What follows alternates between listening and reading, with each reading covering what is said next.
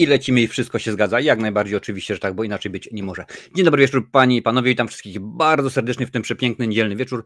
Ja nazywam się Marcin Skruch i dzisiaj, jak co tydzień oczywiście, że tak, pomówimy sobie o tym, co tam w Formudzie, aczkolwiek dzisiaj fajna okazja, bardzo ciekawa, ponieważ panie i panowie, dzisiaj nawiedziła nas autorka tejże książki, Władcy Światła, oczywiście Ewelina Kasiuba.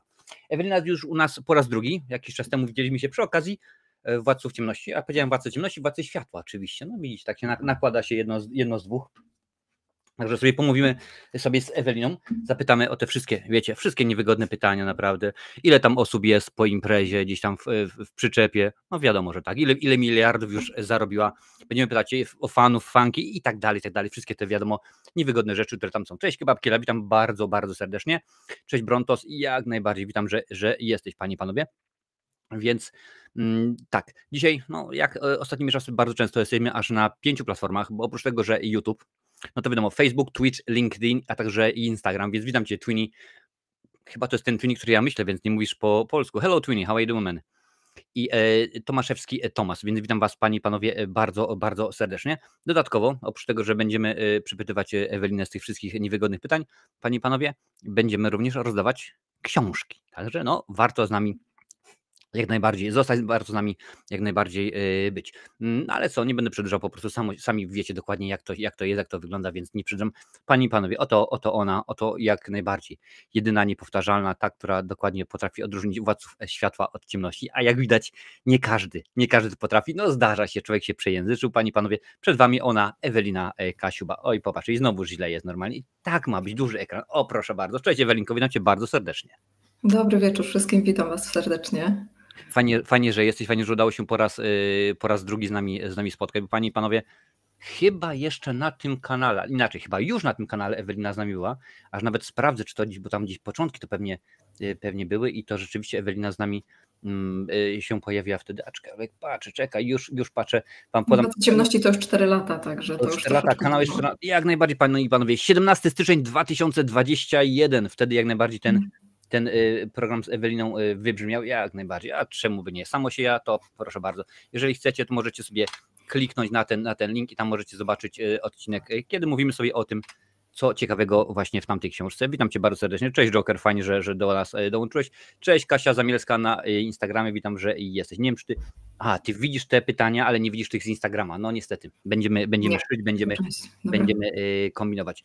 Słuchaj, no nie będę ukrywał, tak, no książka Władcy Ciemności, panie i panowie, tam oczywiście za mną też to jest, no bo musi być. Przeważnie jest tak, że kiedy powstaje kontynuacja, przynajmniej tak jest w filmach, dlatego, że pierwsza część była super popularna, pierwsza część rzeczywiście bardzo, bardzo fajnie została odebrana. Powiedz mi, dlaczego? Dlaczego Władcy Światła powstali? No bo jest to kontynuacja, kontynuowane są oczywiście wątki, postacie, pojawia się, no mnie Montan, no okej, interesuje, ale rzeczywiście Elis bardziej mnie interesuje. Dlaczego Władcy Światła ujrzały nomen omen światło dzienne? No nie mogło być inaczej, no musiała być kontynuacja, zresztą taki był zamysł, że to będzie w 2 tomach, także nie było innej możliwości, żeby zakończyć pierwszą część tak, jak ona się zakończyła. Nie będę zdradzać dla tych, którzy jeszcze pierwszej części nie poznali. No i oczywiście musiało się to w ten sposób odbyć. Dlaczego Władcy Światła? No, musi być kontynuacja, no to nie może być tak, że coś zostaje bez zakończenia, bez odpowiedzi na postawione pytania w pierwszej części. No także chciałam to zakończyć, a że jestem bardzo związana z tą historią, to musiało się to tak stać. Zdecydowanie jak najbardziej i tak się zastanawiałem po pierwszej lekturze, bo panie i panowie, wbrew pozorom, ja mam taką dziwną zasadę, a wiem, że nie wszyscy taką mają, że nie wypowiadam się na temat książek, których nie przeczytałem, filmów, których nie obejrzałem, albo muzyki, której nie wysłuchałem. I to ja zdradziłem wcześniej Ewelinie i wam teraz też powiem. Jest 19:07, panie i panowie, więc dokładnie, tak jak najbardziej, dokładnie 57 minut temu skończyłem czytać Władców Światła. Muszę wiedzieć dokładnie co się dzieje. Akurat rzeczywiście tak samo było i tym razem. A żeby było śmieszniej, poprzednią książkę też skończyłem bodajże gdzieś na 2 godziny przed naszym odcinkiem, także rzeczywiście, jak mówiłeś, jestem na świeżości. Nie będziemy zdradzać, jak ta się książka kończy, co tutaj się rzeczywiście dzieje, a jest ciekawie, naprawdę, rzeczywiście znajdziecie coś dla każdego. Powiedz mi, czy jakbyś tak miała powiedzieć, czy to książka jest głównie kierowana do pań, czy głównie do panów, czy raczej po prostu totalnie nie ma znaczenia? Najważniejsze, żeby osoba, która ją czyta, była zaintrygowana, wciągnęła się w historię. Wiesz co, nie było takiego założenia od początku, że będzie to tylko i wyłącznie książka dla pań, więc miała być to książka przede wszystkim dla dorosłego czytelnika z wiadomych przyczyn, natomiast absolutnie kierowana i do mężczyzn, i do kobiet. Natomiast dokładnie, wiesz co, zamysł, to jest faktycznie romans, tak? To jest fantastyka, to jest totalny miks gatunków, więc ciężko powiedzieć też, czy to wszystkim przypadnie do gustu. Na pewno nie, bo zawsze znajdzie się ta osoba, której się nie podoba, jak to zawsze bywa. Natomiast, słucham? Oczywista oczywistość, no to tak, jest, tak. Wiesz, wszystkim natomiast jeżeli chodzi i o pierwszą, i o drugą część, one się diametralnie od siebie różnią, dlatego też może pod tym względem przypaść jednym do gustu część pierwsza, a jednym na przykład bardziej współczesniejsza część druga. Natomiast chciałam zawrzeć w książce nie tylko jakby ten aspekt miłości, tak? Tylko nie tylko to, co tam ma taki główny wydźwięk, natomiast chciałam poprzez wydarzenia historyczne, poprzez powroty, poprzez umiejscowienie, poprzez podróże, poprzez różne ciekawostki, przede wszystkim poprzez miejsce, czyli sam Nowy Orlean, zainteresować nie tylko kobiety tą opowieścią. I mam fajny oddźwięk od panów, którzy zdołali przeczytać i przynajmniej jeżeli to, co mówią mi, mam nadzieję, że to jest szczere i bardzo im się to podobało. Nie no, Nowy Orlean rzeczywiście ma taki swój specyficzny klimat, wiesz, czy to powiedzmy ten jazz, czy ogólnie otoczka, zresztą bardzo często też w straszakach, w horrorach jest używane, ponieważ to jest, no, ma swoją specyficzną, jak zresztą sam mówiłaś, otoczkę i to bardzo rzeczywiście wygląda dobrze. No to jest interesujące, no bo mówię, ja przeczytałem i mówisz romans, tak, no ale tam też pojawiają się rzeczy fantasy, jak najbardziej. Słuchajcie, troszeczkę zdradzę, pojawiają się wampiry. Więc no jest troszeczkę mroku. Nie aż tak bardzo, także spokojnie. Ci wszyscy, którzy kochają Freddy'ego Krugera, nie bójcie się, to akurat rzeczywiście nie te klimaty, ale też nie idźcie w ten sposób, że skoro wampiry i romans, to musi być saga Zmierzch. Zdecydowanie nie, panie i panowie. Chociaż z drugiej strony nie powiem tak. Nie powiem tak z jednego względu. Nie widziałem żadnego filmu, ani nie czytałem żadnej książki z sagi Zmierzch, więc nie mogę porównać. Więc bardzo, ale domyślam się, że raczej to akurat w ten sposób nie jest. Zgadza się, jak najbardziej zgadza się Joker, każdy ma swój gust i to jest właśnie w ten sposób zrobione, no, że każdy tak naprawdę powinien przeczytać i ocenić samemu. Ja wam zawsze, drodzy widzowie, mówię, że ja mogę powiedzieć, dana książka, dany film mi się podoba, ale chodzi o to, żebyście wy przeczytali, przesłuchali, obejrzeli, żeby właśnie wyrobić sobie swoją opinię. Mówiłeś, że ta książka różni się diametralnie od pierwszej części, no różni je chociażby 100 lat, prawda? 100 lat fabularnie, panie i panowie, bo akurat akcja tutaj się rozgrywa współcześnie, 2019-2020 rok, no i łatwo pomyśleć, że tam to mamy, powiedzmy, początek wieku XX, ale no nie bez kozery jest akurat dzisiejsza data tego, że się spotykamy, panie i panowie, ponieważ jutro, czyli 4 listopada, będzie miała premierę. No właśnie, co będzie miało premierę, Ewelino, jutro, czyli 4 listopada w przepiękny poniedziałek? Otóż jutro będzie miała premierę bardzo długo wyczekiwany przeze mnie audiobook Władców Światła właśnie, czytany przez pana Jakuba Kamińskiego. Powiem wam, że ja dostałam próbkę już tego nagrania, miałam okazję sobie odsłuchać praktycznie już całą książkę i ja jestem zachwycona. Jeżeli chodzi o pana Jakuba, ja pana Jakuba kojarzę, bo ja jestem super zwolenniczką audiobooków, także zakochałam się w tej formie czytania, słuchania. Lubię. Właśnie o to chodzi. I ja poznałam pana Jakuba w serii o Czerwonej Królowej i od razu w momencie, kiedy ja usłyszałam o tym, że będzie to nie kto inny, tylko pan Jakub moim lektorem, ja mówię, nie no, skądś to znam, ale mówię, no bo wiecie, jednak lektorów nie każdy kojarzy, tak? Słuchamy książki, a nie do końca wiemy, jak nazywa się osoba, która ją nam przedstawia, tak?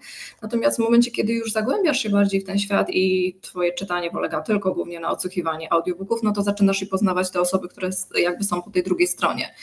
Ja jestem zachwycona głosem pana Jakuba, jest naprawdę uwodzący i przyznam szczerze, że w momencie, kiedy usłyszałam, że będzie to mężczyzna, tak trochę mówię, no kurczę, czy to będzie pasowało właśnie do tej historii, tak? Czy to się nada, że mówię, pierwsza część była czytana przez kobietę, więc miałam jakby porównanie tego, jak to wygląda. W tej chwili powiem Wam, że jestem zachwycona. No ale tak jak właśnie tu było powiedziane, każdy ma swój gust, także gust czytelniczy, literacki, więc każdy odbierze to inaczej, więc zachęcam do sprawdzenia. Witam bardzo serdecznie Marcina na Instagramie, witam bardzo serdecznie Szekspira. Także za chwileczkę będą pytania, będziemy Panie i Panowie się komunikowali. Wiesz co, no oczywiście to jest moja opinia, więc jak najbardziej subiektywna, możesz się z tym zgodzić albo nie. Ja dzisiaj sprawdzałem już Storytel, tam jest akurat napisane, że jutro będzie premiera Twojego audiobooku, bo mam Ciebie zaznaczoną, obserwuję, więc jak najbardziej będę chciał przesłać. Pierwszą książkę, czyli Władcy Cieni, powiem, bardzo mi przykro, Ewelino, ale słaby, naprawdę słaba albo beznadziejna osoba czytająca, a to niestety może położyć całą książkę, bo powiem Ci, jakiś czas temu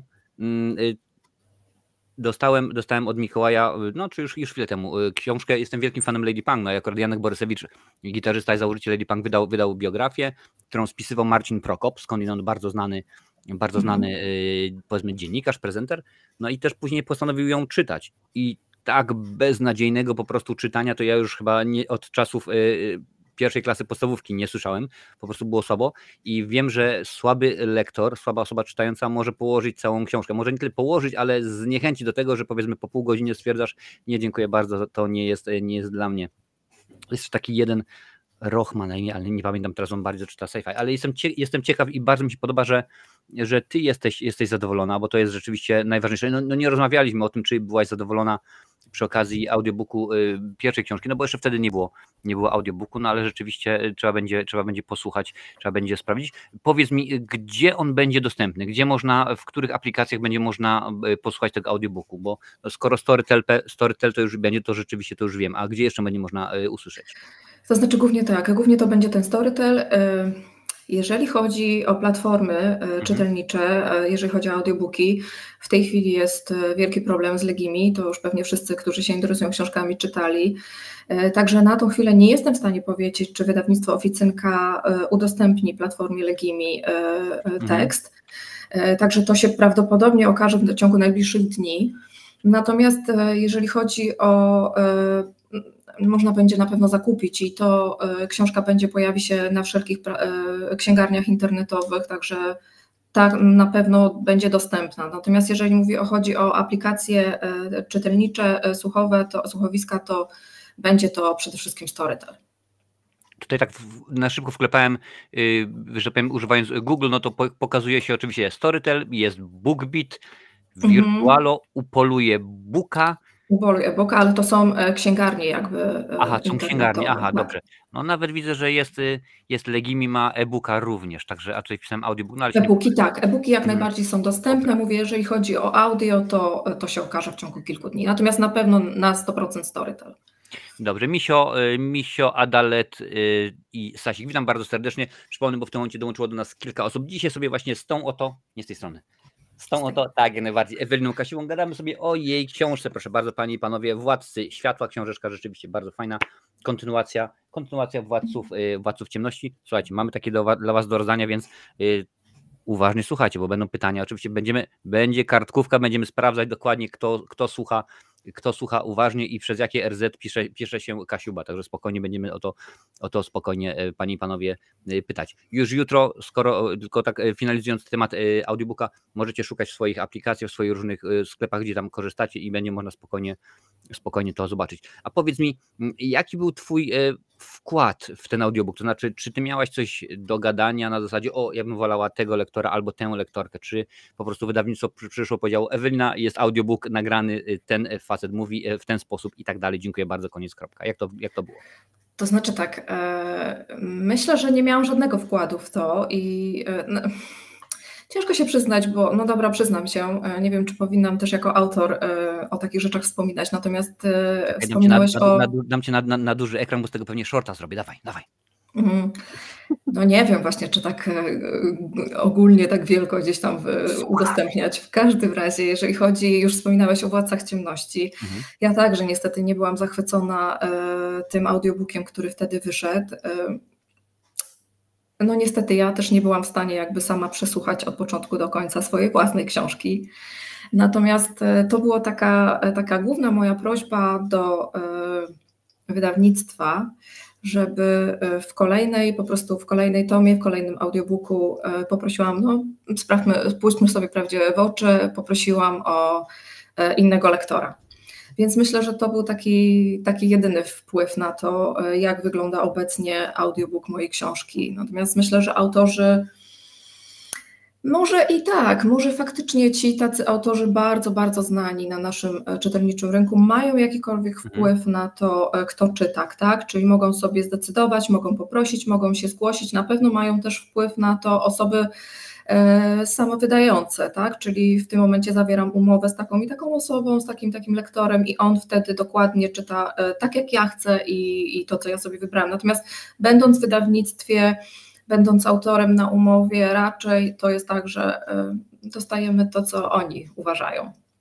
Aha, w ten sposób jest zrobione, no ale w porządku, no mówię, jeżeli to też jest fajne odzwierciedlenie, ponieważ skoro, że tak powiem, poprzednio nie byłaś zadowolona, a teraz jesteś, no to jest to jakiś, jakiś probierz dla nas, że wiemy w tym momencie, no, że tutaj jest dużo ciekawiej. Tak naprawdę jestem bardzo ciekaw, bo ja mówię, książkę już mam za sobą, więc ja akurat jestem może nie wzrokowcem, ale na przykład bardzo często jak czytam książkę, to już sobie potrafię gdzieś tam powiedzmy twarz przyporządkować do jakiegoś aktora, aktorki i gdzieś tam sobie wrzucam. No czasami chociażby zmarły John Wayne może się pojawić, albo rzeczywiście inne osoby, ale to akurat rzeczywiście nie przeszkadza mi w ogóle. A ja tam wolę audiobooki, można w aucie lub w pociągu posłuchać, a nawet na rowerku, pisze mi się. No zgadza się, oczywiście, że tak, audiobooki są bardzo, bardzo popularne.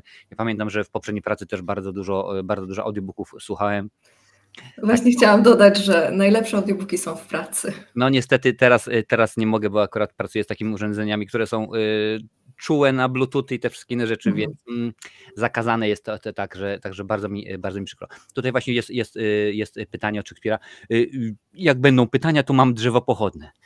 Czyli drzewo pochodne, czyli gdybyś miała być drzewem. Nie, dobra, żartuję, oczywiście nie będę się wygłupiał. Słuchajcie, panie i panowie, jeżeli macie jakieś pytanie do Eweliny, to jak najbardziej teraz możecie pytać, możecie zadawać pytania, nie ma z tym najmniejszego problemu, jesteśmy na wszystko otwarci i miejmy nadzieję, że na wszystko odpowiemy, ale to się oczywiście okaże, a ja w międzyczasie, bo mogę, panie i panowie, jakby to nazwać, a niech będzie w ten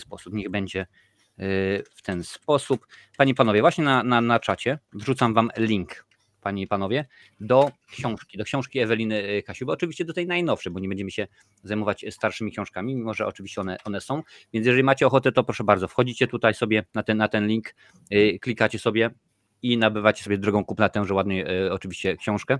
Panie i panowie, Ewelino, ty teraz oczywiście chwilę nie słuchasz, bo rzeczywiście po co, bo nie ma, słuchajcie, tylko 5 dych, rozumiecie, tylko 5 dych, a genialny naprawdę dla swojej dziewczyny, dla swojego faceta prezent pod choinkę, bo to spokojnie pod choinkę zdąży przyjść, także ciach, wchodzicie 50 i nie ma problemu i będzie wszystko w pożądalu. Nie o niczym nie mówiliśmy takim jakimś poważnym, więc jak najbardziej można sobie to wszystko ogarnąć. Tutaj sprawdzę na pytania, bo oczywiście pytania były ustalone sobie, ale jak najbardziej. No dobrze, czyli audiobook już jutro, także można spokojnie będzie odsłuchiwać i będziecie mogli sobie, drodzy widzowie, ogarnąć. Póki co domyślam się, że tylko w języku polskim, prawda? Tak, to jest bolączka wielu osób tutaj, czyli w Irlandii. Bardzo często słyszę pytanie, a kiedy w końcu przetłumaczysz książkę? Niestety na razie się nie zapowiada, nie zanosi na to, są to bardzo duże koszty, więc musiałabym prawdopodobnie zrobić to we własnym zakresie. No więc mam nadzieję, że kiedyś. Tak to jak rzeczywiście jest. Witam, no bo nie będę oczywiście, skoro w Irlandii w Ewelina jest, no powiem wcześniej, razem pracowaliśmy kiedyś, znaczy nie razem, ale w tej samej firmie. Teraz oczywiście ja zmieniłem pracę na lepszą i akurat tak to jakoś wyszło. Oczywiście, proszę bardzo, więc skoro miały być pytania, no to Szekspir, pozdrawiam, bo pamiętam tego dżentelmena. Proszę bardzo, pytanie jest, gdybyś była drzewem, dla jakiej książki mogłabyś umrzeć? No oczywiście, że dla Władców Ciemności i dla Władców Światła. Słuchaj, ja mam takie pytanie właśnie dla ciebie. Gdybyś mogła, tak w tym momencie, wymazać z pamięci jedną książkę, tylko po to, żeby ją przeczytać na nowo, bez znajomości, żeby po raz wtóry poczuć tą ekscytację, która ci towarzyszyła przy okazji czytania tejże książki. Jaka by to była? Czyli musiałaby być to zdecydowanie książka, która mi na pewno utkwiła w pamięci, która zrobiła na mnie wrażenie i wywołała wiele emocji. Wiesz co, nie będę może jakoś tak teraz tutaj literacko jakoś tak na wyżyny się wspinać. Powiem ci tak, książką, która ukształtowała moje zainteresowania, moje pisanie, prawdopodobnie w jakiejś dużej dosyć części, mój gust literacki, to na pewno wielu jest to Saga o ludziach lodu Margit Sandemo. I ja czytałam to jako dziewczynka, w tej chwili jestem już po 7, bo to jest cykl, to jest 47 tomów, które przeczytałam 7 razy. Dużo. I ja ten cykl, tą całą serię uwielbiam odkąd pierwszy raz dostałam ją w swoje ręce i myślę, że to by było najlepsze, gdybym po prostu wymazać wszystko, nie pamiętać, ale powiem wam, że to jest tak, że jeżeli książeczka, bo to nie są jakieś grube tomy, to są książki po 200 parędziesiąt stron i szczerze powiedziawszy, nawet czytając tyle razy tą książkę, nie jesteś w stanie pamiętać wszystkiego. Więc, ale tak, żebym nie wiedziała od początku do końca i to z chęcią przeczytałabym to jeszcze raz. Pięknie, rzeczywiście to jest niesamowite. Ja jakiś czas temu, moja córka, że nastolatka, prawda, już wchodzi w ten wiek, no to mówi, tato, chciałem zacząć oglądać takie filmy mocniejsze, porządniejsze, jakieś thrillery i w ogóle. Ja tak do niej mówię, kiedyś zaczęliśmy oglądać Obcego. No, film już ma oczywiście swoje lata, mówię, zazdroszczę ci, Maja, tego, że teraz będziesz po raz pierwszy oglądała te wszystkie filmy, które ja lubię i ja kocham, te wszystkie horrory, komedie, sci-fi, akcje, bo to rzeczywiście coś pięknego. Tak to rzeczywiście jest. Och, jakiś ten Szekspir jest zabawny. Marcin, jesteś jak Tom Cruise, nie starzejesz się. Jak to robisz? Konserwujesz się. Dużo słońca w Irlandii i zielona herbatka jak najbardziej pomaga, panie i panowie. Ale wydaje mi się, że skoro gadamy sobie już prawie pół godziny, to byłby chyba idealny moment, ażeby rozlosować pierwszą książkę, panie i panowie. Także dla wszystkich, którzy mają ochotę, zaszalejemy. Ewelin, damy radę z autografem? Damy radę, panie i panowie, z autografem, taką książeczkę, którzy chcieliby oczywiście otrzymać. Proszę teraz na czacie wpisać Ewelina. Wśród wszystkich zaraz tutaj uruchomię losowanie online, tak się pięknie nazywa maszyna i będziemy widzieli, panie i panowie. Także dam wam kilka chwil. Wpisujcie Ewelina na czacie, nie ma znaczenia gdzie oglądacie, to i tak się wszędzie wyświetli. Czy jesteście na YouTubie, czy na Facebooku, czy na Instagramie, wrzucajcie, wpisujcie Ewelina i będziemy zaraz losować. Naprawdę, Szekspir, rozwalasz mnie. Wyślij żarty Karolowi Strasburgerowi, on uwielbia takie, naprawdę. On takie żarty uwielbia, kocha. Tak jak najbardziej pojawiają się oczywiście pierwsze wpisy, tak zaraz, panie i panowie, będziemy losowali. Czy historia Władców Światła, właściwie może nie Władców Światła, czy historia Montana i Ellis, czyli powiedzmy, ujmijmy tak, no wiem, że tam jest oczywiście jeszcze kilku innych bohaterów tej książki, ale czy ich historia się w tym momencie zakończyła? Ja poproszę cię o odpowiedź, a tutaj będę kopiował w tym momencie tego, kto tam się wpisuje, Ewelina na czacie. Tak, jeśli chodzi o Władców Ciemności, Władców Światła, to są 2 skończone tomy. Przypuszczam, że może gdzieś tam w dalszej przyszłości będę miała możliwość, bo był też taki zamysł, żeby stworzyć jakby 2 wcześniejsze tomy, które się dzieją, natomiast będą one tyczyłyby się bardziej historii samego Gabriela, czyli tego wszystkiego, jak do tego doszło, kim się stał, cała jego historia, lub drugi tom, który też miałby być prequelem, byłaby to historia samej Margaret Stanton.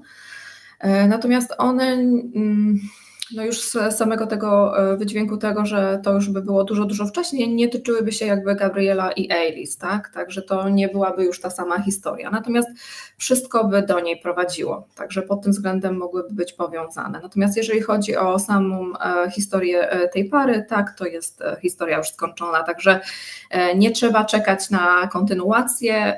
Jeżeli przeczytacie pierwszy tom, jest już od razu drugi, nie ma potrzeby jakby bardzo czekać kolejnego roku, aż to się w końcu wyjaśni. Zgadza się, może być. Słuchaj, widzowie na kanale uknuli takie stwierdzenie, takie powiedzenie, że włoska firma Mamonna, Casucci i Szmal musi się zgadzać, więc teraz są w Hollywood, też na całym świecie są bardzo modne wszelkiego rodzaju uniwersa, wiesz, że tutaj w tym momencie nakręciliśmy jeden film, nagle dodajemy serial, animację, coś tam. Ja nie widzę przeszkód rzeczywiście, żeby nagle się okazało, o proszę bardzo, a może rzeczywiście prequel, może requel, może za jakiś czas, może jeżeli tylko masz ochotę, jeżeli tylko są osoby, które mają to, chciałyby oczywiście sobie poczytać, bo rzeczywiście ja przynajmniej taką jedną osobę znam, domyślam się, że tutaj na czacie też jest kilka osób, napiszcie, chcielibyście zobaczyć, albo poczytać oczywiście o losach tejże, no może nie pary, ale tych bohaterów, bo tam rzeczywiście jest i Margaret. Pod koniec książki się okazuje, że ona jest bardzo ciekawą postacią. Rzeczywiście tam się dużo dzieje. Zaskoczyłaś mnie, nie spodziewałem się naprawdę aż tego. Bardziej byłem nastawiony na to, że jeden z antagonistów okaże się tym, kim się miał okazać, no ale to nie będę zdradzał oczywiście fabuły. Słuchajcie, macie ostatnie 5 sekund, żeby wpisać na czacie Ewelina, jeżeli chcielibyście otrzymać tęże książkę, bo będziemy teraz losować. A że akurat ja nie jestem Budda, u nas wszystko jest na legalu. Żeby wylosować książkę, to jest ważne, oczywiście nie trzeba żadnych być subskrybentem, nie trzeba być wspierającym, po prostu trzeba pisać Ewelina i to wszystko. W tym momencie mamy 6 osób, czyli Misio, Sasik, Dariusz Tokarczuk, Kebabkilla, Adalet, a także Monika Rytlewska. Więc panie i panowie, była szansa i teraz losujemy. 3, 2, 1, 0, start. Sasik, proszę bardzo, Sasik, otrzymujesz książkę, odezwij się do mnie, prześlij mi swoje dane na marcinowerecenzje@gmail.com, to jest marcinowerecenzje@gmail.com i tam w tym momencie będziemy dalej działać, otrzymasz książkę Eweliny z autografem, a mówię ci stary, naprawdę, nie tylko jedna książka, ale też poprzednia książka, to rewelacyjny patrz, ciach, masz jedną książkę, teraz dokupujesz drugą i prezent dla mnie. Coś pięknego naprawdę, coś pięknego, ale panie i panowie, nie odchodźcie od swoich magicznych teleodbiorników, bo za czas jakiś będziemy losowali drugą książkę, bo a czemu by nie, a czemu by rzeczywiście nie, skoro mamy jeszcze, to będziemy jeszcze rozlosowywać, także nie ma sprawy. No druga książka jest napisana, tak naprawdę no nie druga w twoim dorobku, mimo że tą antologię powiedzmy nie jest to twoja książka solowa, ale co dalej, bo ptaszki świergają, że tutaj widzę Szekspir bardzo świerga. Szekspir, domyślam się urodzony we wrześniu, konkretnie w połowie września, dokładnie 15 września. Przynajmniej taki manik, Szekspir 1509, że trzecia księga jest już w drodze. Czy możesz nam o niej coś powiedzieć? O czym będzie, kiedy się ukaże, kiedy będzie można ją poczytać? Tak, jak najbardziej. Książka, praktycznie trzecia moja książka, taka pełnowartościowa książka moja, ukaże się w styczniu. Dokładną datę jeszcze podam. Będzie to także fantastyka. Będzie to książka tak samo historyczna, będzie to temat słowiański. Także przenosimy się do czasów przedchrześcijańskiej Polski, na bardzo starą słowiańszczyznę. No i tam poznacie bardzo szeroko pojętą mitologię słowiańską. Tak? Także tytuł w tej chwili to jest nowy tytuł został zmieniony. Książka nosi tytuł Wybranka Boga Słońca. Także jeszcze nie mogę wam pokazać okładki. Myślę, że przypuszczam, że już w tym miesiącu będzie to możliwe, także jeszcze kontaktujemy się z wydawnictwem. W tej chwili jest ostatnia już korekta robiona, także książka jest praktycznie gotowa, okładka jest gotowa, natomiast jeszcze chwileczkę się wstrzymujemy. I tak ma trafić do druku już w połowie grudnia, także myślę, że na styczeń na pewno będzie gotowa. I książka się ukaże nakładem wydawnictwa Replika, tak? Wydawnictwa Replika, dokładnie tak. Także jak najbardziej panie i panowie będziecie mogli, słuchajcie, to jest świetna sprawa naprawdę. Tutaj jedne święta, tutaj może zaraz walentynki, albo Dzień Kobiet, albo coś jeszcze inaczej. Także będzie rzeczywiście fajnie. Jeżeli będziesz już miała okładkę, jeżeli będziesz miała jakieś więcej informacji, dawaj znać, bo tak naprawdę co tydzień informuję właśnie widzów o wydarzeniach kulturalnych, więc fajnie byłoby nawet takiego, wiesz, w formie takiego shorta, takiej powiedzmy 2-3 minutowej informacji powiedzieć, że to jak najbardziej szukajcie już tego w Empiku albo w dobrych sklepach z książkami czy jakoś tak. Także byłoby bardzo fajnie, panie i panowie. Wpisujcie, jeżeli jeszcze macie jakieś pytania do Eweliny, to wpisujcie, panie i panowie, bo jestem ciekaw, co wy na to. Ale ja osobiście jestem ciekaw. Cześć Ola Wolsztyn, witam cię bardzo serdecznie na Instagramie. Ja akurat jestem ciekaw kilku rzeczy, mianowicie to jest trzecia twoja książka, trzecia, jak mówiłaś, zresztą fantasy. No i trzecia, która się dzieje wiele lat temu, co nie? I zastanawiam się, cześć Jurku, witam cię bardzo serdecznie. Zastanawiam się, jak wygląda poszukiwanie informacji do tych książek. Na przykład Ken Follett, to wiem, bo akurat widziałem jeden z jego wywiadów, mówi, że kiedy on opisuje książkę i na przykład akcja się dzieje w Helsinkach i mówi, teraz biegniesz, no teraz będę ściemniał oczywiście, biegniesz ulicą Krakowską, główny bohater biegnie tutaj z Piłsudskiego wybiega, on po prostu jedzie, wsiada powiedzmy w samolot na przykład i jedzie sobie na 2-3 dni do Helsinek, przechodzi się, i tędy będzie ten. Potem kolejna akcja się przenosi do Nowego Jorku i tak dalej, i tak dalej. Jak to wygląda u ciebie? Czy to jest po prostu na zasadzie, siadamy, no to klawiatura i powiedzmy Google Maps, podróżujemy i zastanawiamy się, co będzie, no bo domyślam się, że akurat źródła historyczne, no to jest głównie pewnie internet, ale jak to jest akurat z tym, gdzie, no bo też nawet w Władcy Światła, no to mamy oczywiście rzeczony Nowy Orlean, ale mamy też Afrykę, jest oczywiście Kair, Egipt, kilka rzeczywiście Etiopia, kilka rzeczywiście krajów jest. Jak to u ciebie wygląda? No właśnie chciałam powiedzieć, od czego jest Google Maps. Tak, wiecie co, byłoby świetnie, gdyby każdy autor mógł sobie popodróżować w miejsca, które opisuje. Mam nadzieję, że większości się to udaje. Natomiast żyjemy w świecie takim, jakim żyjemy, czyli jesteśmy bardzo zapracowani i niestety doba nie chce się wydłużyć. Dlatego jedną z najbardziej pomocnych jakby rzeczy dla autora jest internet, tak? Czyli wiadomo, czerpiemy jak najwięcej ze swoich doświadczeń i zdarzyło mi się też opisać miejsca, w których sama byłam. Natomiast no jednak jest to bardzo dużo niedostępnych jednak miejsc, przynajmniej dla mnie na tą chwilę, które sama opisuję, a które łączą się mi fabularnie, więc no musiały tam gdzieś zaistnieć. I wiecie co, może opowiem wam to na przykładzie książki, którą w tej chwili piszę. I powiem tak, jest to książka, która dzieje się w Jemenie, jest to książka bardzo współczesna i jedyną moją możliwością jakby odkrycia tego, jak wygląda sam kraj, jak wygląda stolica, czyli Sana, tak? Czyli przejście się po tych ulicach, to jest właśnie to takie nasze jakby powiedzmy płytkie, aczkolwiek no, niezbywalne te właśnie Google Maps, gdzie dokładnie możesz przejść się tymi ulicami. Tak samo było z Nowym Orleanem. Ja sobie po prostu wpisywałam, włączałam sobie kamerkę i dosłownie przechodziłam każdą ulicę, którą opisywałam w swojej książce. Tak samo jest w tej, którą w tej chwili tworzę.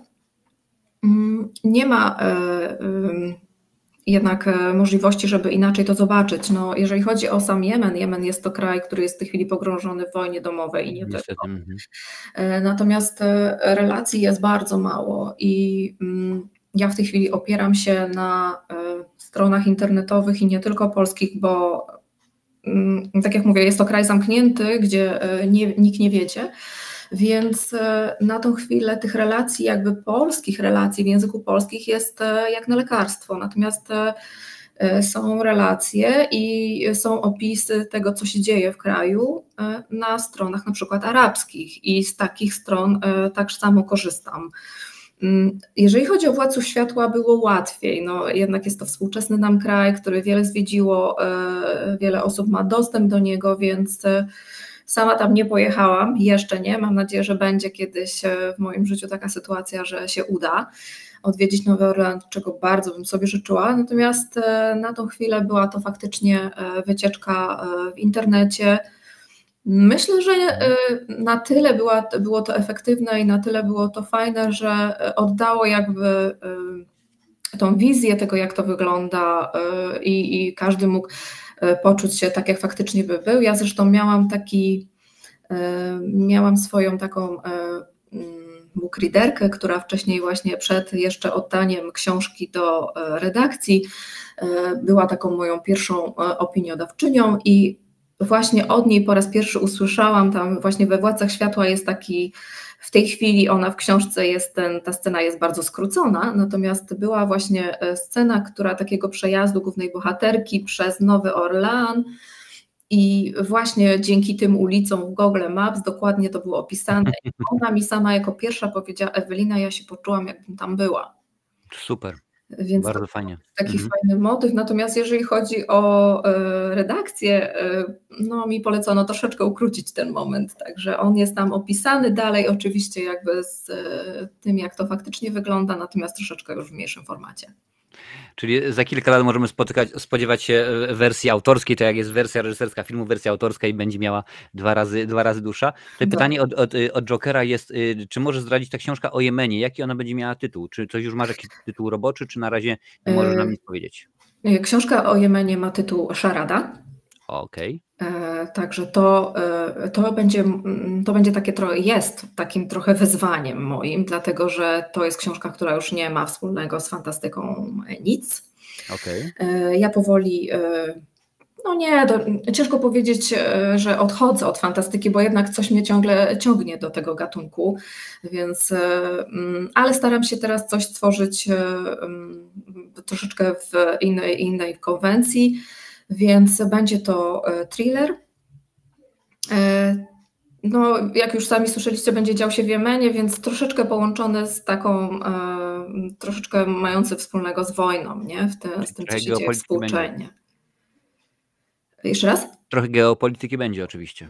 Będzie. Może nie politycznie tak do końca, bo to jakoś też ta tematyka mi do końca nie podchodzi, natomiast będzie to bardziej z perspektywy ludzkiej, ludzi po prostu, którzy tam trafią, którzy tam żyją. I chcę bardzo pokazać w tej książce różnice właśnie kulturowe pomiędzy nami, Europejczykami, a pomiędzy Jemeńczykami, tak? czy kulturą arabską. Aha, no to bardzo, bardzo ładnie. Ja tutaj tylko powiem, bo mi się przypomniało, tutaj oczywiście Szekspir jest bardzo aktywny cały czas na czacie. Mam taki żart dla Ciebie specjalnie, drogi Michale. Z jakiego kraju jest dżentelmen, który wchodzi do restauracji i zjada kartę dani? Z Jemenu. Także to akurat jak najbardziej pasuje dla Ciebie taki akurat klimat. A ja Panie i Panowie przypomnę, że dzisiaj gościmy tutaj Ewelinę Kasiubę, proszę bardzo, jest jak najbardziej z nami. Może gadamy sobie dzisiaj o jej książce, o jej najnowszej książce, czyli Władcy Światła, która jeszcze jest najnowszą, bo już niedługo się Panie i Panowie okaże, że no jeszcze już nie jest najnowszą, a jutro pojawi się audiobook, także możecie spokojnie odsłuchiwać w swoich ulubionych aplikacjach dodatkowo, bo mogę, a czemu by nie. Właśnie teraz na czacie wrzucam Wam link do tejże książki, możecie, jak to mawiała siostra Anastazja, drogą kupna nabyć i będziecie rzeczywiście szczęśliwymi posiadaczami, albo po prostu możecie wylosować u nas tutaj w programie i będziecie mieli też dla siebie. Czyli tak jeszcze troszkę wracając do tych podróży małych i dużych, no czyli tak samo podróży jak Ken Follett, tylko no Ciebie masz większe ograniczenia finansowe niż on i po prostu no, on może sobie spokojnie wsiąść w samolot, ty wsiadasz sobie w laptopa i tak to rzeczywiście jakoś wygląda, no ale dobrze, że wiesz dokładnie, co się dzieje, bo chociaż z drugiej strony, skoro Karol May, będąc w więzieniu, potrafi wymyśleć cały świat, Winnetou i tak dalej, to czemuż by nie. Dobrze, słuchajcie, mamy pytanie tutaj od Jurka Piechoty odnośnie książki o Jemenie. Czy już na tym etapie może nasz gość opowiedzieć, czy trudno jest się przestawić z jednego gatunku do drugiego, czy póki co nie da się na to tak odpowiedzieć łatwo? Wiecie co, zdecydowanie jest duża różnica, tak? Czy przestawić się... Wiecie co, wróćmy do Władców Ciemności, Władców Światła. Powiem Wam tak. Pierwsza część jest książką typowo historyczną, tak, która wymagała bardzo dużego researchu, bardzo dużo szukania, tak, czytania, jak to było w końcówce wieku XIX. Nie tylko o tym, jak to wyglądało, do czego mieliśmy dostęp, ale też właśnie sposób myślenia, sposób życia codziennego. To było bardzo ciekawe. Druga część jest, już zdradzając troszeczkę fabularnie, tak zresztą Marcin już powiedział, dzieje się ponad 120 lat później, są to czasy współczesne i ja byłam pewna, że będzie mi łatwiej pisać o czasach współczesnych. Nie było. Powiem Wam, że nie było. Tutaj także wymagałam od siebie dużego researchu, dlatego że tu też jest dużo powrotów historycznych. Poza tym jest bardzo wiele miejsc, które odwiedzili moi bohaterowie w książce, do których też musiałam mieć dostęp i jakąkolwiek wiedzę na ten temat. Natomiast jeżeli chodzi już o gatunek, wiecie co, to jest zupełnie coś innego. Fantastyka jest taką konwencją literacką, w której autor może sobie pozwolić na więcej. Tak? Czyli to też nie jest tak do końca, że nic tam się nie składa, tak? Że wszystko musi mieć ręce i nogi, mimo że to jest fantastyka i możemy sobie dużo wymyślić, dużo dopisać i kreować nasze światy, natomiast to wszystko tak samo musi być ustanowione i wszystko musi być mieć konkretny wydźwięk, nie może być to takie wyrwane z kontekstu i gdzieś tam wstawione, ale faktycznie pole jakby samej tej wizji może być dużo większe niż to, co przedstawiamy w takiej fabularnej współczesności, w takiej fikcji literackiej, która już nie ma zadatku fantastyki, tak? Czyli opisujemy rzeczywistość, która musi się całkowicie z nami zgadzać, tak? Czyli to już też jest wymagające i ja wiecie co, nie odczuwam tego, żeby to mi sprawiało jakiś problem, bo tu jest fantastyka, tu jest thriller, tak? Czy bardziej sensacja, czy jestem też w trakcie pisania czegoś lżejszego, więc wszystko wymaga researchu, tak? Wszystko wymaga przygotowania i to jest największy chyba problem, ale też największa jakby satysfakcja autora, czyli to, co daje nam jakby taki boom do pisania, tak? Coś, co nas motywuje, coś, co nas pobudza i to jest chyba najfajniejsze, więc myślę, że różnica jest pod tym względem, tak? Że robisz research, aczkolwiek mówię, ja pisałam fantastykę i tak samo robiłam research jak teraz do thrillera, więc myślę, że na jedno wyszło. Zależy od tematyki po prostu. I takie odpowiedzi ja bardzo lubię rzeczywiście. Jest jedno pytanie, 5 minut i w porządku. Właśnie więcej o tej książce, wygląda interesująco, więc mówimy cały czas o tej książce, a przynajmniej staramy się jak najbardziej. Ale słuchaj, powiedziałaś nam właśnie o Władcach, powiedziałaś nam o kolejnej książce, teraz o tej, że tak powiem, w Jemenie. Ty jesteś bardzo zapracowaną osobą. To już 4 książki. A jak tam dalej? Coś się dzieje? Jakaś już zarys kolejnych 58? Czy jak to wygląda u Ciebie? Wiesz co, to też nie jest tak do końca. Słowiańska książka, która teraz wyjdzie w styczniu, ona była już skończona jakiś czas temu. Oczywiście w tej chwili to była redakcja, tak? Czyli czas jakby pracujemy nad tą książką. Natomiast ona jest totalnie jakby dziełem skończonym, tak? Że ja już nie mam jakby nic do gadania, poprawiamy ewentualne błędy, które się jeszcze gdzieś tam pojawiły. I to jest książka, która wyjdzie w styczniu, także serdecznie zapraszam. Książka o Jemenie to jest książka, którą będę chciała skończyć w następnej jakby kolejności, tak, która jest w tym momencie powiedzmy w 50% ukończona. Natomiast ja oprócz tego mam otwarte jeszcze 2 kolejne projekty, także to nie jest tak, że to jest wszystko i ja tutaj po prostu spoczywam na laurach. Nie, w głowie jest tak, że ja mam tysiące pomysłów i to nie jest tak, że wszystko, o czym myślisz, to jest jeden konkretny projekt, tak? Czyli na chwilę coś tam, nie wiem, gdzieś coś tam usłyszę, coś zapamiętam, bo powiem Wam, że czytam książki, bardzo dużo rzeczy sobie zapisuję, które chciałabym gdzieś tam później jakoś przekształcić, bo fajna myśl, dobra, gdzieś to mogę, wiem już, gdzie mogłabym tego użyć, tak? Ktoś mi podsunął jakiś pomysł i fajniej coś się pojawiło, więc no ale to na przykład nie jest do książki o Jemenu. Jest, mogę jeszcze zdradzić, powstaje w tym samym czasie jakby taka moja antologia, własna antologia. Będzie to antologia, też nie mogę powiedzieć, że będzie to antologia skierowana do kobiet, natomiast głównym motywem przewodnim tych opowieści będzie kobieta i to, czego boją się kobiety, ale nie mówimy tu o horrorach, tak, o jakiejś grozie, jakiejś fantastyce znowu, tylko będą to tematy i takie spostrzeżenia z naszego właśnie życia. I tu pojawi się jak na tą chwilę 5 opowiadań, każda będzie dotyczyła innego zagadnienia. Będzie miłość, będzie groza, troszeczkę taka podchodząca bardzo pod horror, będzie kryminalnie, i dramatycznie też mogę tak powiedzieć, nie? Także to też jest jakby mój projekt, który w tej chwili idzie jakby też takim i jest nawet chyba w większym stopniu ukończony niż Szarada. Jest jeszcze kolejny projekt, ale to już gatunkowo też zupełnie coś innego.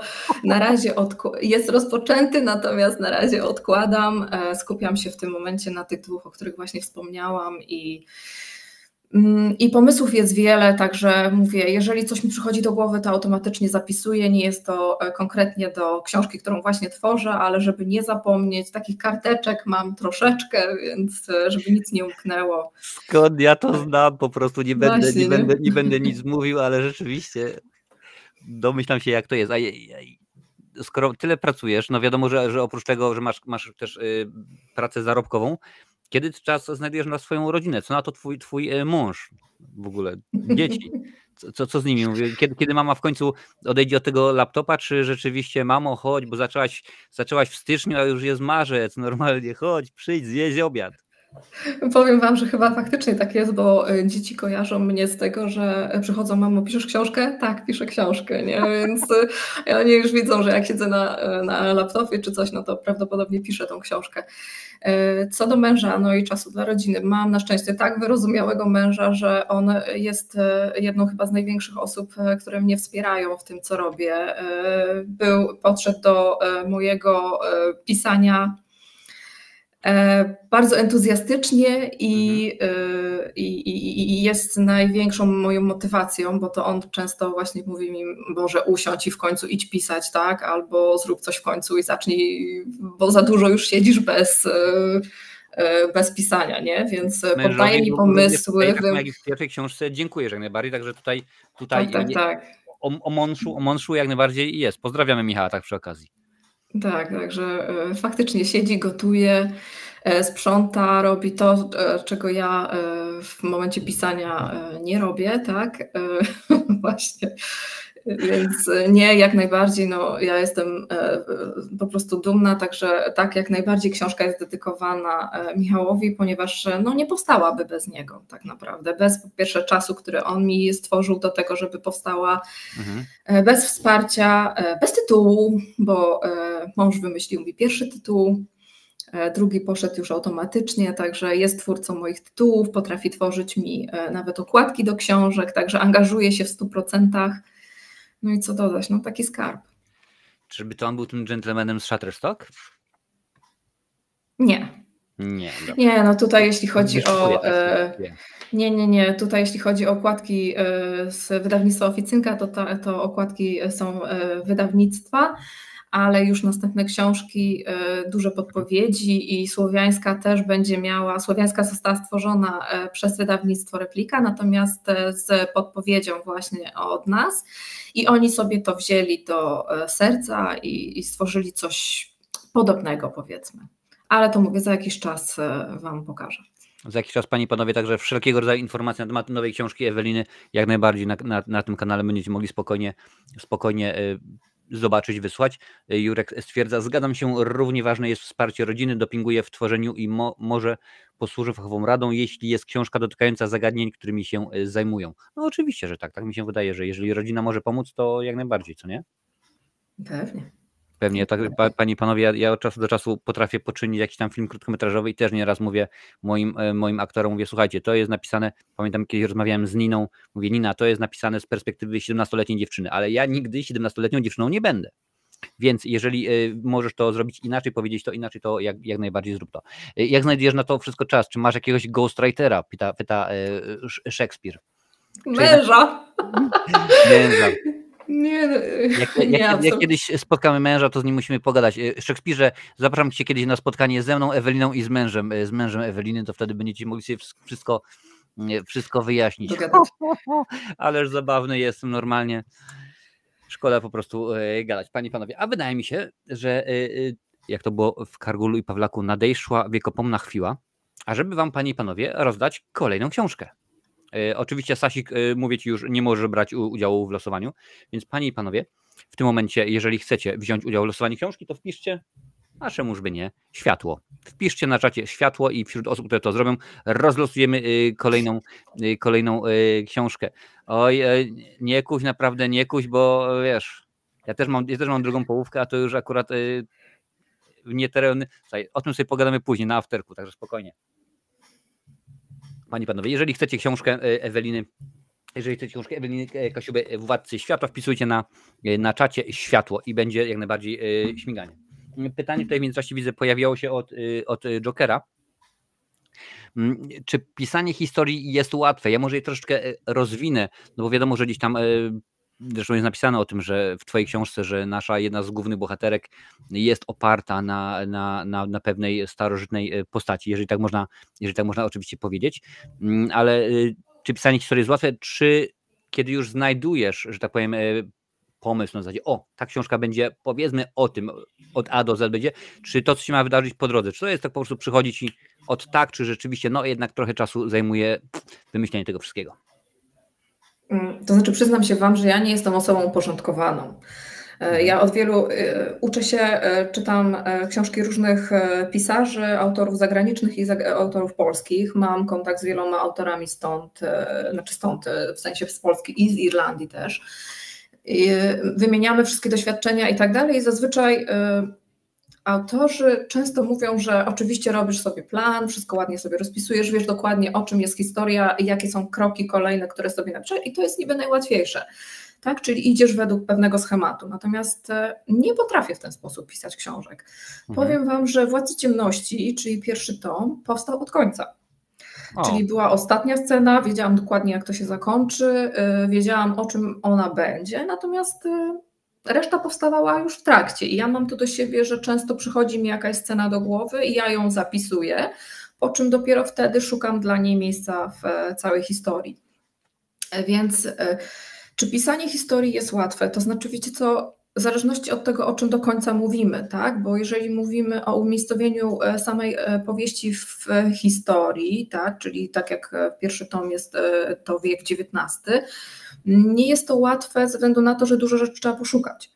Natomiast jeżeli piszemy coś, wiecie, gdybym ja miała, oczywiście nie spłyszczając niczego, tak? Jeżeli na przykład chodzi o, dajmy na to, powieści obyczajowe, czyli tak, wybieram sobie temat, ustalam bohaterów, tak, wiem, gdzie to się będzie działo, z kim to się będzie działo, jak długa ma być powieść i lecę z tematem, tak, czyli przypuszczam, że coś, co jest faktycznie naszym jakby takim, bierzemy coś z życia, tak, jest łatwiejsze dla mnie do napisania, niż coś, na czym muszę się skupić, czego muszę szukać i co wymaga ode mnie większego zaangażowania. Natomiast jak już wszystko wiesz, tak, czyli od początku do końca idzie i jesteś po prostu, bo żyjesz tą książką, a autor musi żyć swoją książką, żeby niczego nie pominąć i niczego nie zapominać, także ona jest w głowie w każdym momencie. Przelanie tego na papier już jest dużo łatwiejsze.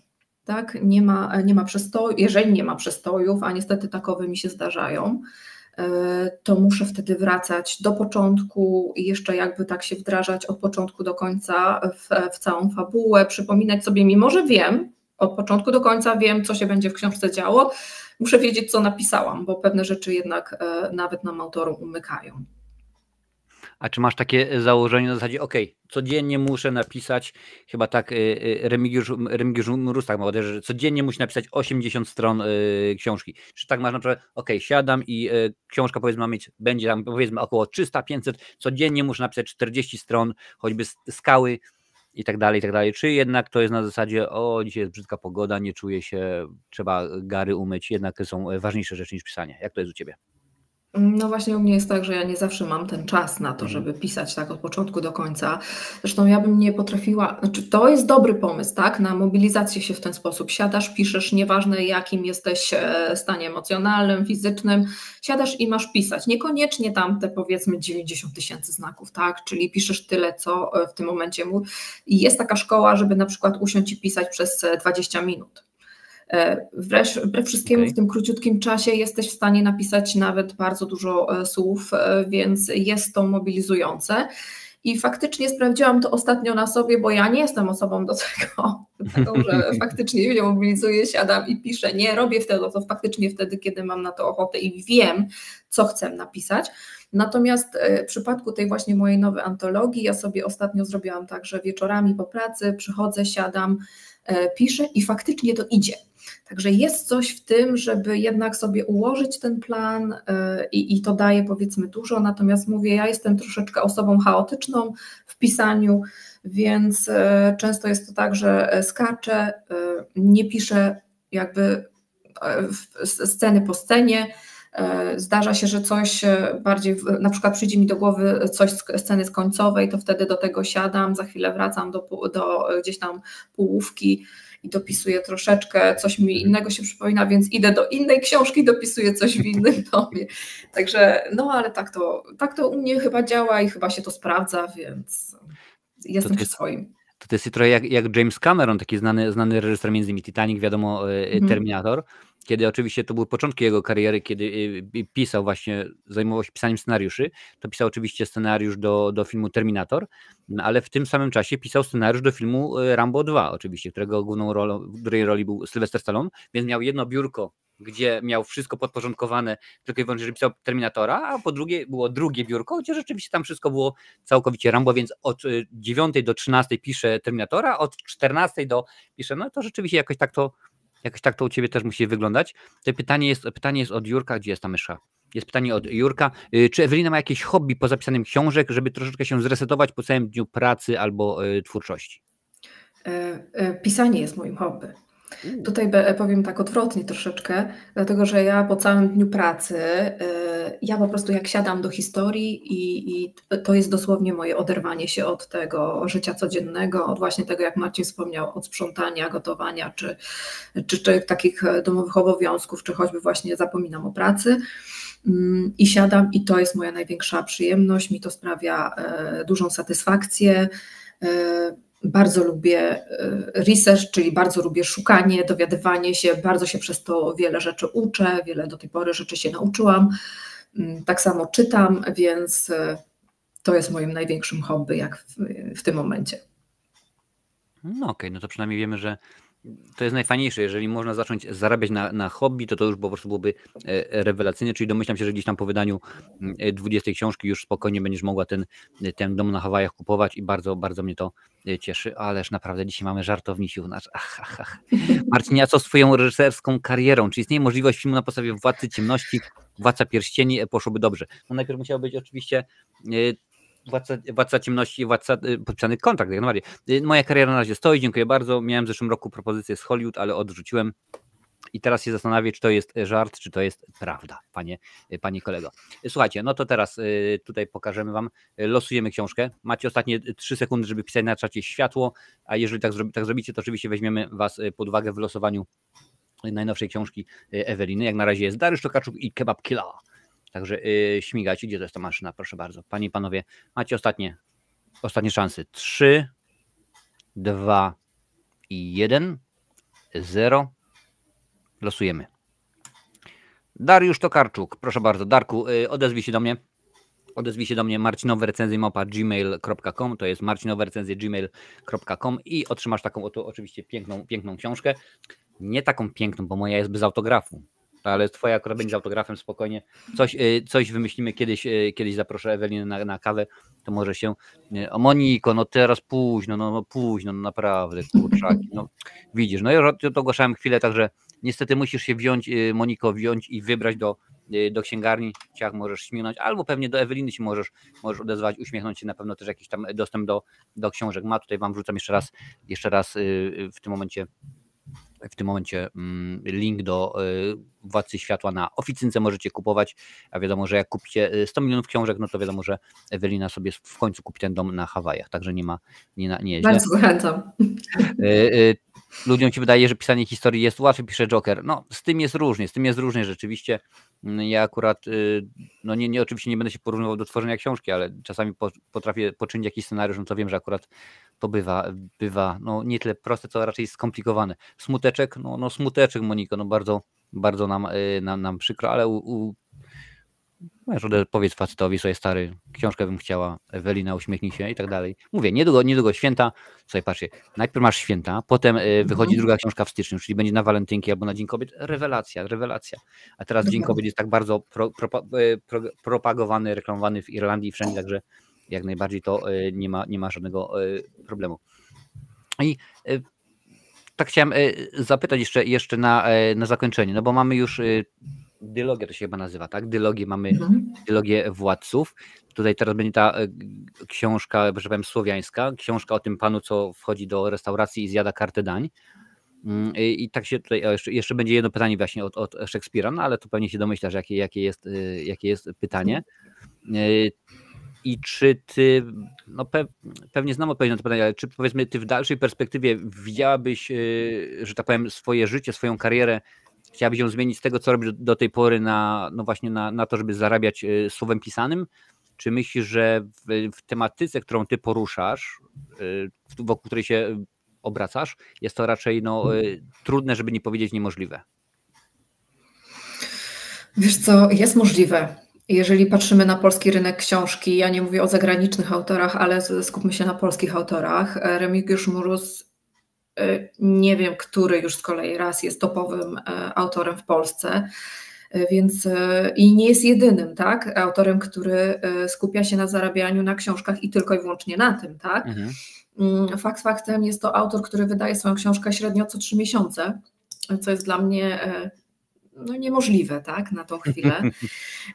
Fajnie by było żyć tylko i wyłącznie z tego, co się kocha robić i z tego, co ci przynosi satysfakcję, natomiast dotarcie do tak szerokiego grona czytelników, czyli, bo spójrzmy prawdzie w oczy, Polska mimo wszystko swoich zasięgów nie jest dużym rynkiem, tak, aczkolwiek jak widać można na tym zarobić, tak, natomiast na to składa się szereg rzeczy, tak? To jest bardzo duża praca nie tylko samego autora, ale także wydawnictwa, osób postronnych, recenzentów, patronów.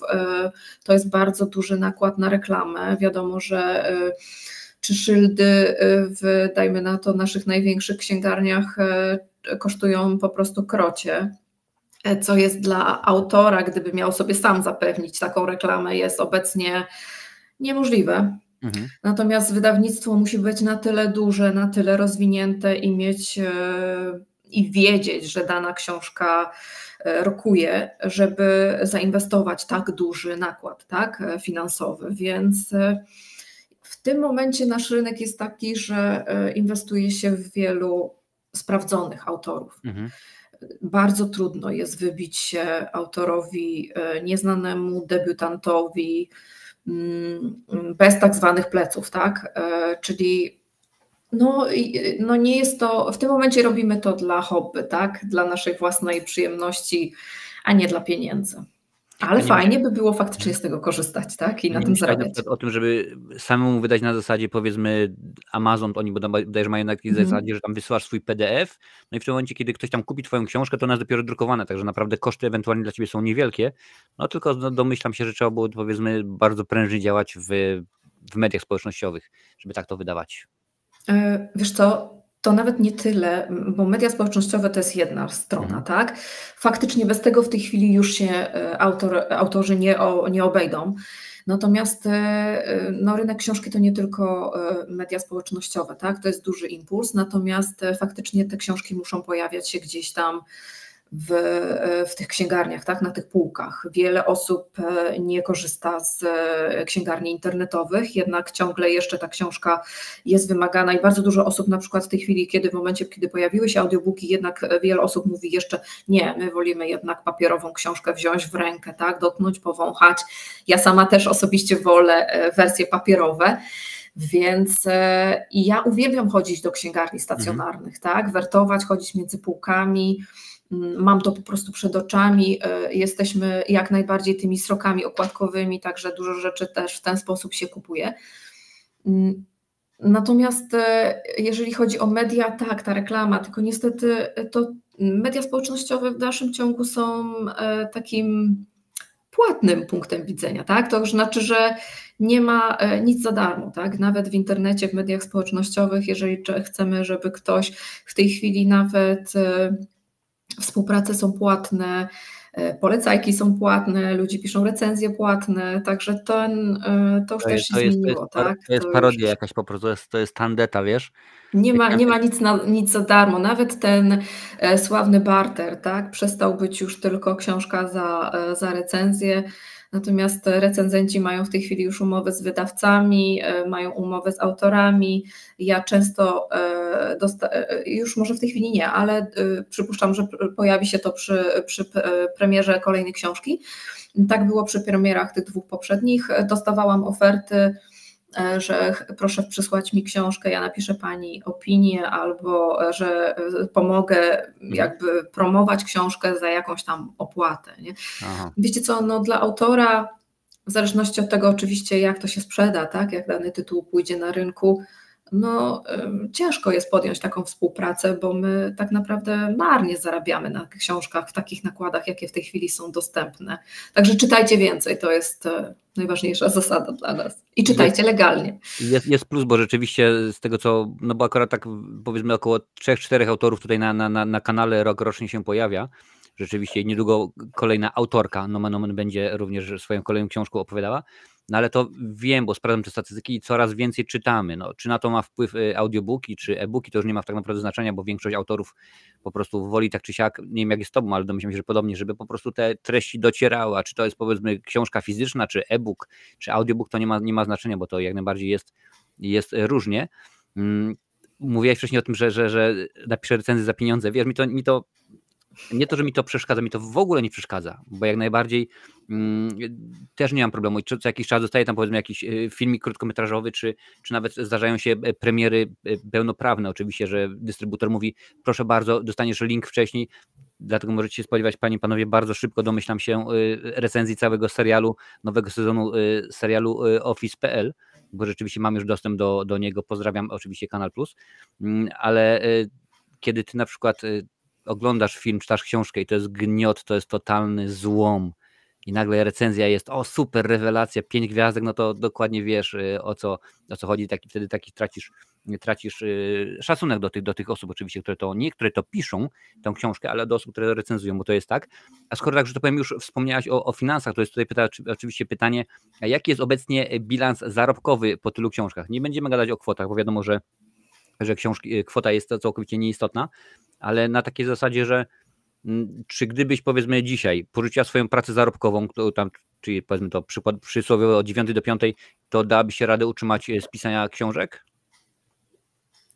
Ja przypomnę to, co już powiedziałam. To jest pasja, tak? Robimy to dla hobby. I myślę, że to jest najlepsze wyjaśnienie dla tego typu. Nie, ja na dzień dzisiejszy nie jestem w stanie zarabiać na książkach. I utrzymywać się z pisania książek, nie? Przyjdzie taki czas. Tu jeszcze jest pytanie od Jurka. Czy to, co obecnie się dzieje, pandemix, drożyzna, dotknęła mocno też rynek książek, bo opinie są niejednoznaczne? Czy możesz coś o tym temat powiedzieć z punktu widzenia autora? Wiecie co, chyba nie ma rynku, który by w tym momencie nie poszedł do góry. Tak samo dotyczy to rynku książek. Książki bardzo podrożały, dlatego że przede wszystkim podrożała dystrybucja, jak i drukarnie.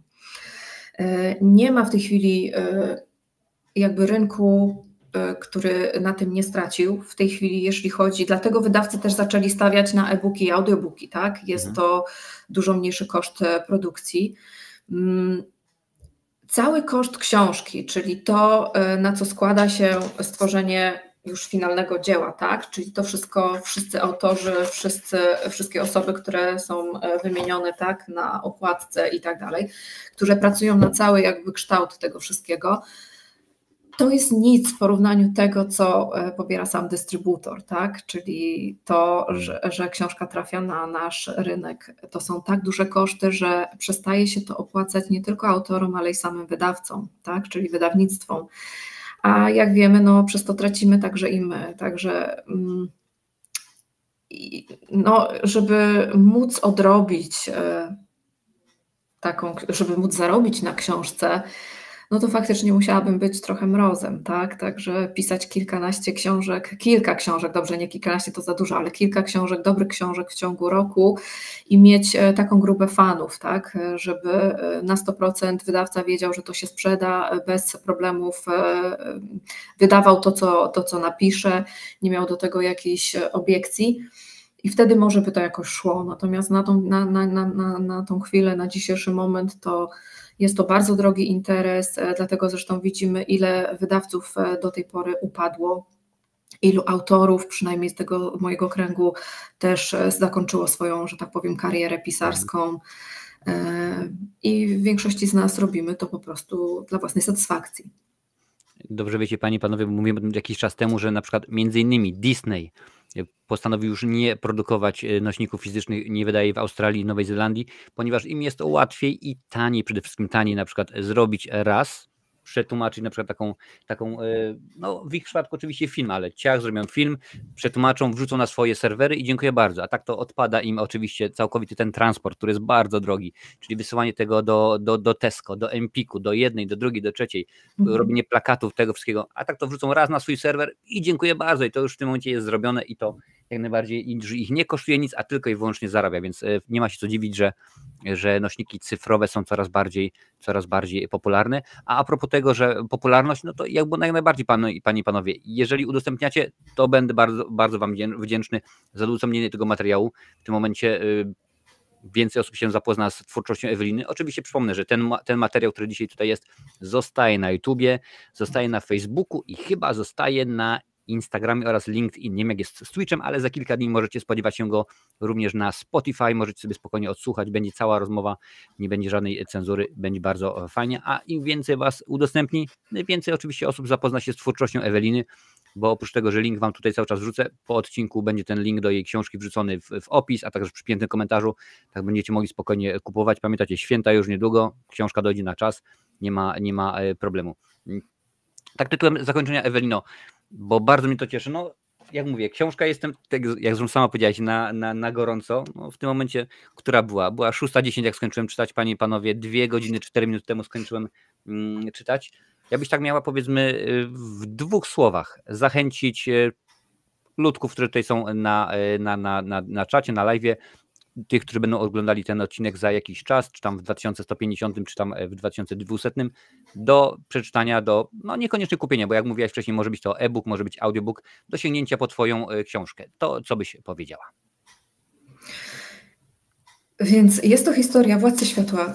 Przede wszystkim jest to historia o miłości przez wieki, tak? Pokonująca wszelkie bariery. Historia o... Kurczę, no, żebym Wam to przeczytała może. Czy Ty na pewno napisałeś tę książkę? Pytanie, ale Remigiusz Mróz. Remigiusz Mróz, to... Remigiusz Mróz pisze kryminały. Wiecie co, dobra, więc tak, jest to historia przede wszystkim o miłości przez wieki, tak? Czyli historia dwójki bardzo od siebie różnych osób, których połączyło bardzo gorące uczucie. Zacznijcie oczywiście od Władców Ciemności, ponieważ te historie bardzo się ze sobą łączą. Jest to fantastyka z elementami grozy, z motywem przewodnim oczywiście miłości, ale i nie tylko. Jak już Marcin zdradził, mamy tu wampiry, mamy tu troszeczkę mroku, ale mamy tutaj przede wszystkim miłość. W pierwszej części, jeżeli chodzi o historyczne podejście, mamy walkę o prawa kobiet. Także zachęcam jak najbardziej do sięgnięcia. Zobaczycie, jak różniły się nasze czasy, a czasy końca XIX wieku, nie tylko w życiu codziennym, ale także w podejściu do kobiet, w prawach kobiet. Natomiast druga książka, zdradzając już troszeczkę, dzieje się współcześnie. Zachęcam do tego, żeby po nią sięgnąć, ponieważ jest to fajny przekaz, fajna historia dziejąca się w Nowym Orleanie, bardzo klimatyczna, przygodowa, nie dziejąca się tylko w jednym miejscu, także mamy wiele podróży, wiele miejsc, które są niezwykle ciekawe, opowiadają o historii, o początkach, o poszukiwaniach początków wampiryzmu, o historii tego gatunku. Także jest naprawdę tutaj dużo wątków, dużo motywów, które można dalej sobie rozbudować i jeszcze czegoś sobie tam doszukać. Także zachęcam Was serdecznie, bo jest naprawdę ciekawie. Tak więc panie i panowie, nic nie pozostaje, tylko wziąć i zasięgnąć po tą książkę i oczywiście ją czytać. Ewelinko, dziękuję Ci bardzo za nasze spotkanie. Mam nadzieję, że szybciej niż za 3-4 lata spotkamy się przy okazji Twojej kolejnej książki i kolejnej. Rzeczywiście, że będzie tak, jakoś to było. Czy na koniec masz jakieś 2 słowa do naszych tutaj widzów na live dzisiaj? Dziękuję bardzo, było mi miło się z Tobą spotkać i z wszystkimi, którzy uczestniczyli. Jak najbardziej zachęcam Was do czytania, do oczekiwania. Już niedługo będę miała okazję pokazać Wam swoją najnowszą książkę. W międzyczasie będę tworzyć to, będą pojawiać się też posty i teksty tego, co jeszcze później się ukaże. Także jeżeli nie chcielibyście mnie spotkać osobiście, to oczywiście jestem na Facebooku jako Ewelina Kasiuba Autor, jestem na Instagramie jako Twórczość Niebanalna, także możecie mnie spotkać na naszej grupie facebookowej, oficjalnie najlepsza grupa o książkach, także tam sobie też bardzo intensywnie działamy, jeśli chodzi o książki i czytelnictwo. Zapraszam serdecznie, bo tematów jest bardzo dużo autorów, których możecie poznać i z którymi możecie poobcować. No i oczywiście, tak jak Marcin wspomniał, zbliżają się święta, więc jest to, jeszcze raz pokażę, idealny prezent nie tylko dla pań, nie tylko dla kobiet, więc także zachęcam. Wielu panów przeczytało, jest zadowolonych, więc polecam, czy to na walentynki, czy to właśnie na święta, sprawdzi się znakomicie. Także serdecznie zapraszam. Oczywiście linki do tych wszystkich mediów społecznościowych będą uzupełnione i one będą dostępne w naszym odcinku, więc możecie spokojnie, nawet jak przeczytacie, napiszcie do Eweliny, co myślicie na ten temat. Książka Wam się podobała? Napiszcie. Nie podobała? Bardzo Tym bardziej, ale pamiętajcie, konstruktywnie, a nie to, że nie, bo nie. Oczywiście my za tydzień widzimy się jak najbardziej, panie i panowie. Będziemy wybierać wśród osób, które udostępniały w październiku nasze materiały, tę osobę, która będzie miała możliwość w charytatywnym odcinku świątecznym jak najbardziej wziąć udział i zmierzyć się z tuzami filmowego YouTube'a, pogadać o filmach. Ewelinko, dziękuję bardzo, panie i panowie, wam również